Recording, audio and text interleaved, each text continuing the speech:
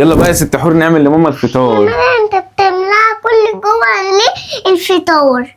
عشان هي بتبقى معانا تعبانه طول الاسبوع يا حور، انا بحب اريحها يوم ده.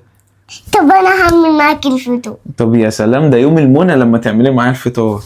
ها انت ايه رايك بقى يا ست حور نعمل فطار ايه لماما؟ شاي اللبن، بيض بالبسطرمه، الاكل ده ايوه بيحبها.